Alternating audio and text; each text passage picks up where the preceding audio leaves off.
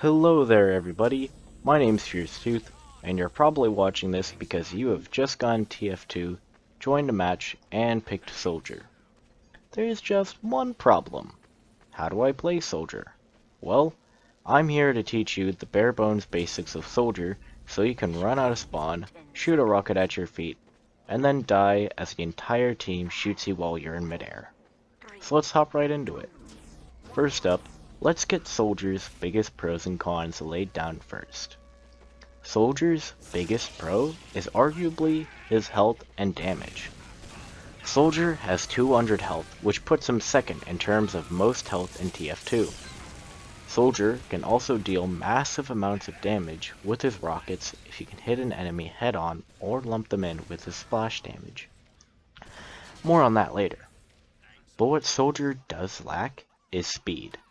Now I can hear almost every player who's played TF2 for more than 1 hour screaming at me, yelling, "You can rocket jump, you can rocket jump, just give me a moment, please."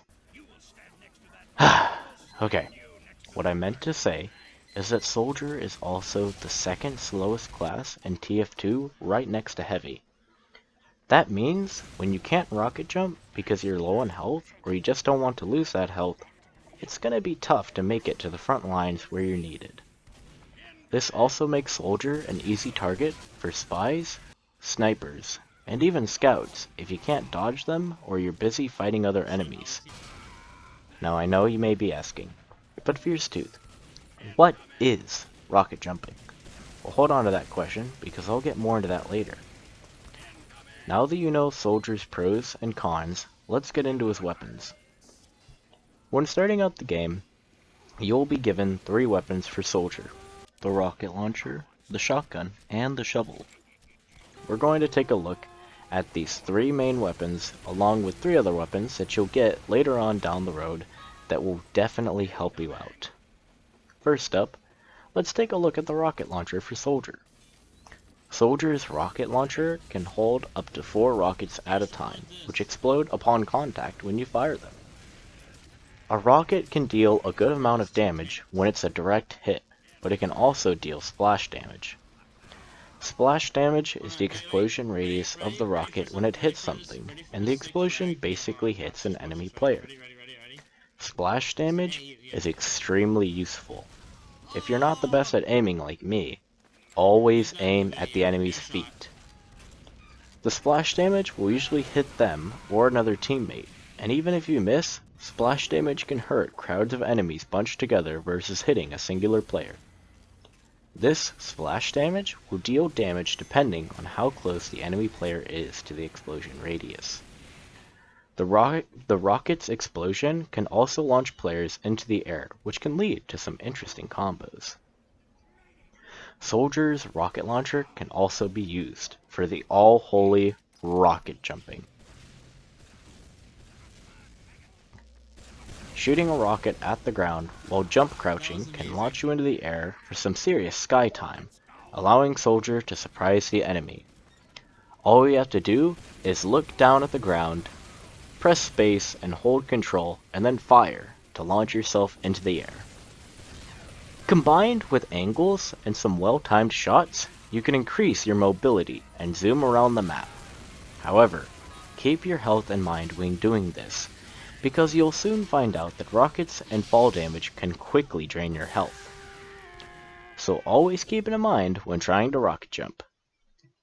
Soldier's secondary weapon, the shotgun, is a pretty reliable tool if you're ever out of ammo for your rocket, or you're in close quarters where firing your rocket launcher can hurt you. The shotgun has 6 shots and deals some decent damage when in close range. It's also worthy to note that if you're comfortable with your aim, you can launch an enemy player into the air with your rocket and then finish them off with your shotgun. Other than that quick tidbit, there's not much else to cover with the shotgun. But after playing TF2 for a bit, you might unlock one of these bad boys: the Battalion's Backup, the Conjurer, and the Buff Banner.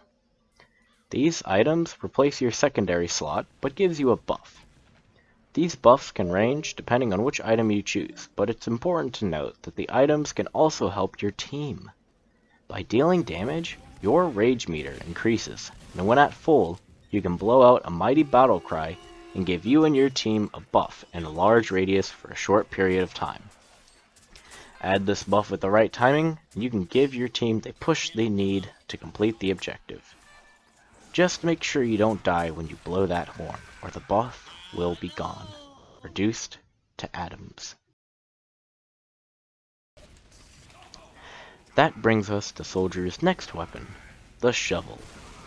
The shovel is a basic melee tool, like all others, used to smack people around when all else fails. Now that we have that out of the way, let's get right into the real meat of Soldier's melee: the Equalizer, the Escape Plan, and the Market Gardener. The Equalizer is a pickaxe that deals more damage the lower your health is. A nice tool to give you an edge when bashing an enemy's skull to death. Pun intended. Next weapon is the Escape Plan. The Escape Plan is a pickaxe that increases Soldier's speed the lower his health gets.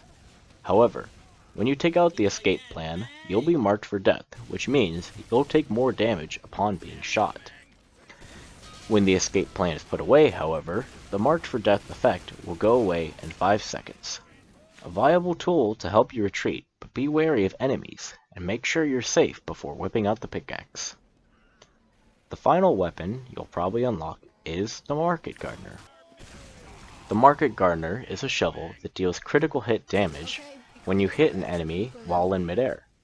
This critical hit damage will kill most classes in a single hit, with the exception of the heavy and other classes if overhealed. But on the ground, the shovel will be stronger due to its faster swing speed. The Market Gardener has a 20% slower swing speed in air and on the ground. This means that the shovel will deal more damage on the ground versus the Market Gardener, as the Market Gardener can only deal critical hits in midair. The final thing we have to cover with Soldier is his counters. Soldier has two semi-big counters: Pyros and Snipers.